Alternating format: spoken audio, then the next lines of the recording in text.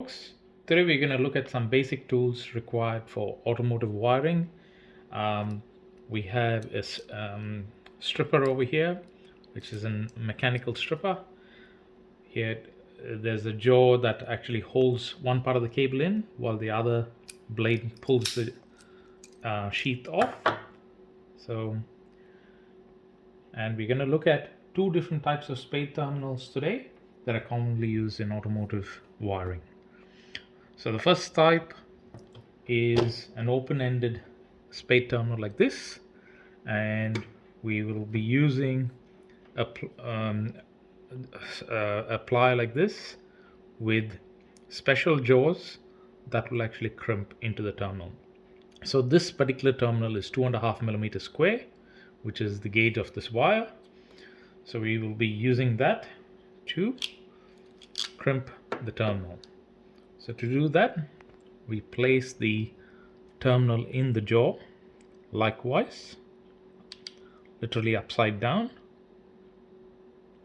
and whilst we're doing it, we just make sure that we're not jamming. We place it in correctly. Next, we take the piece of wire, sleeve it through. Let's make sure that the insulation does go in, and then crimp. It does require a bit of force. I'm right-handed, so, and when you take that terminal out, this is the result. A very nicely crimped terminal that is crimped onto the insulation and a good mechanical connection. Now you may choose to put a little bit of solder up there on the connection and use a bit of heat shrink before you fit it to your automotive relays or whatever it is that you're connecting to.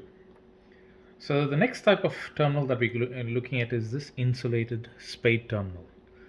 The insulated spade terminal is used in areas where the terminal needs to be fully insulated. This end could be possibly going into a relay box, and if there's an exposed section, that's why you use an insulated terminal. Now when using an insulated terminal, very important, I like these K-back terminals because they actually have a guide that stops the terminal from going all the way in. So we need to trim this one back to size. So we will just trim that a little bit to size. Once that's trimmed to size,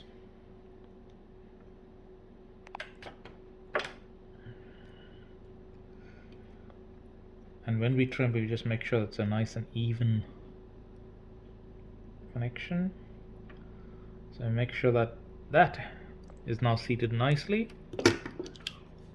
into the sleeve, and then this has got three different sizes: a yellow, blue, and a red. And the one that fits best for this application is the red one.